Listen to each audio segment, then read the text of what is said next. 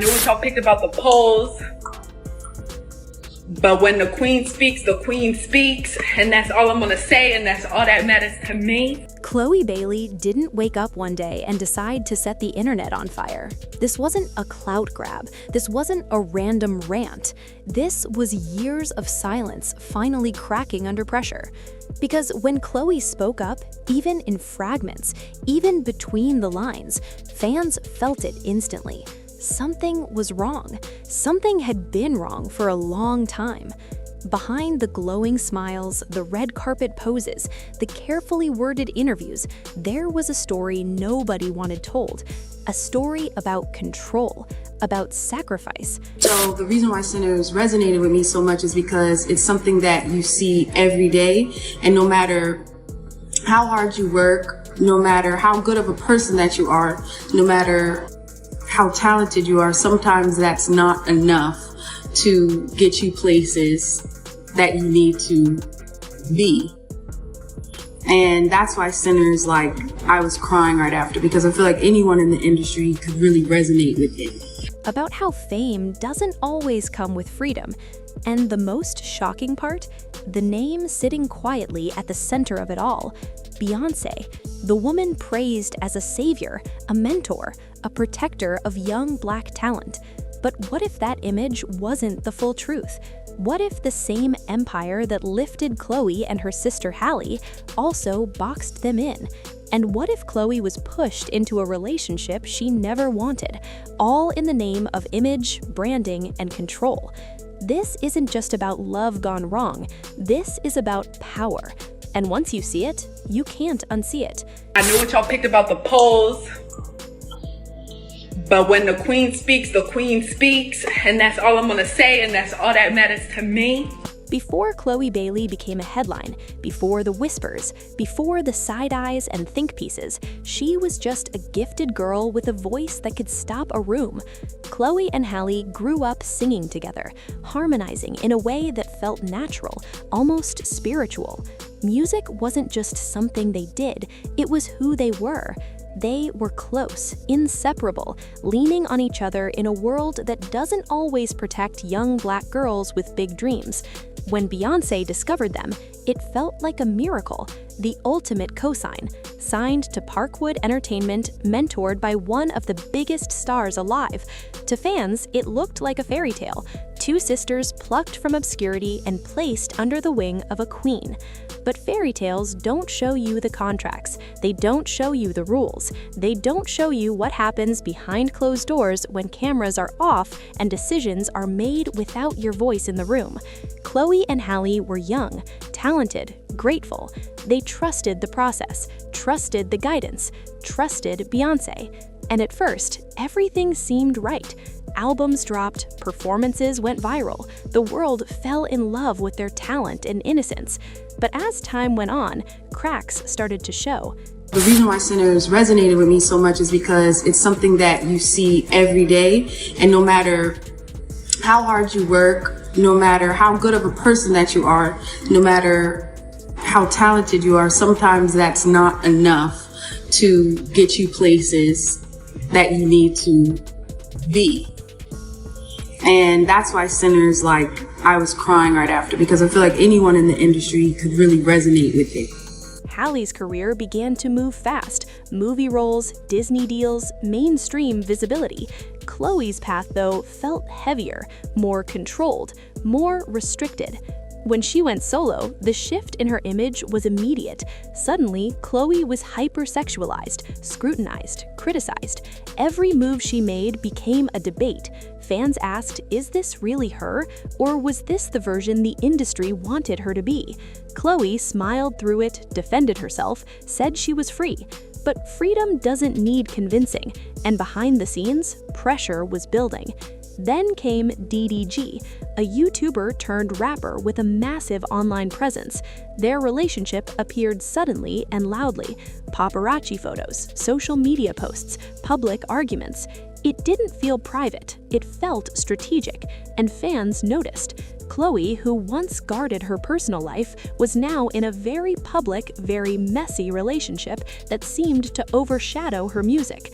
People started asking questions. Why him? Why now? Why does this feel forced? Here's where the story takes a darker turn. According to insiders and fan speculation, Chlöe didn't choose this relationship freely. The whispers say it was encouraged, pushed, even orchestrated. The idea was simple but cruel. Chlöe needed to be more relatable, more visible, more talked about, and controversy sells better than talent in today's industry. Beyoncé's team allegedly saw DDG as a tool, a way to keep Chlöe in headlines, trending, constantly discussed. A relationship that could boost engagement, bring in younger audiences, and reshape Chlöe's image from shy prodigy to grown, messy, talked-about woman. But here's the twist. Halle didn't resist. Halle leaned into the system. She followed the plan, she stayed quiet, she benefited. Her career soared, while Chlöe became the internet's punching bag. Two sisters, two different responses to the same machine, and the machine rewarded one while grinding down the other. Chlöe's relationship with DDG quickly became toxic in the public eye. Arguments played out online, fans took sides. Chlöe looked exhausted, emotionally drained, constantly defending herself. And through it all, the music took a back seat. Instead of talking about her voice, people talked about her boyfriend. Instead of celebrating her talent, they questioned her choices. That wasn't accidental. That was design. What nobody expected was for Chlöe to start dropping hints, subtle comments, emotional lives, cryptic messages about control, about being forced into boxes, about losing yourself to please others. She never said Beyoncé's name. She didn't have to. Fans connected the dots, especially when Chlöe talked about not having control over her own narrative, about being told what's best for her by people who claim to love her, about realizing too late that gratitude can be used as a weapon. And when the relationship with DDG finally fell apart, the truth started leaking. Rumors say DDG wasn't aware he was part of a bigger plan at first, that he believed the relationship was real, only to realize later it was being used for optics, for branding, for headlines. When he pushed back, when things got messy, he was painted as the villain. Chlöe took the blame. Beyoncé's camp stayed silent. But silence speaks volumes. The industry thrives on control, especially over young Black women. They're told who to date, how to dress, when to speak, when to stay quiet. And if they resist, they're labeled difficult, ungrateful, unprofessional. Chlöe tried to play along, but the cost was high. Her mental health suffered, her confidence cracked, her joy dimmed. Fans could see it in her eyes. The light that once felt so pure now looked tired. Meanwhile, Halle continued to win. Big roles, clean image, industry protection, and fans began to ask the uncomfortable question: did Halle agree to the terms? Did she accept the sacrifices Chlöe refused? Not because she's a villain, but because survival in this industry often means choosing the path of least resistance, and Chlöe chose differently.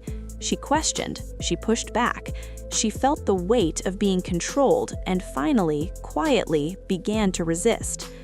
The emotional toll was devastating. Chlöe lost more than a relationship. She lost trust. Trust in mentors, trust in the system, trust in the idea that talent alone is enough. She watched her reputation take hits while the people pulling the strings stayed untouched. She watched fans turn on her, not knowing the full story, and worst of all, she felt alone. Even with a sister by her side, their paths had split in ways that couldn't be ignored. Family dynamics shifted, conversations became tense, love mixed with resentment, not because they didn't care for each other, but because they made different choices. One chose compliance, the other chose self-respect, and in Hollywood, those choices don't get equal rewards. Chlöe's career didn't end, but it slowed. Opportunities felt smaller, support felt conditional. She kept going because quitting would prove them right, But every step forward came with scars, and when she finally started speaking her truth, even softly, fans listened. They heard the pain, the regret, the strength it took to survive an industry that smiles while it suffocates you. And now, the ending nobody expected. Chlöe isn't asking for sympathy, she's asking for understanding. She's exposing a system that uses relationships as currency, that turns women into strategies, that hides control behind mentorship. Beyoncé's empire may still stand tall, but cracks are forming, because every empire built on silence eventually faces truth. Chlöe's story is a warning. Fame isn't freedom. Mentorship isn't always protection. And sometimes the people who claim to love you most are the ones asking you to sacrifice yourself. Chlöe paid a price for refusing to play along fully. Halle gained rewards for agreeing. Neither choice is easy, but only one comes with peace. As fans, we have to ask ourselves, how many other artists are living this same story? How many smiles are hiding exhaustion? How many relationships are manufactured? Chlöe didn't expose everything, not yet, but she exposed enough to make people uncomfortable, and discomfort is where change begins. This isn't the end of Chlöe Bailey, it's the beginning of her taking control back. And if the industry is scared, maybe it should be, because when someone who's been silent finally finds their voice, the truth has a way of echoing louder than any hit song.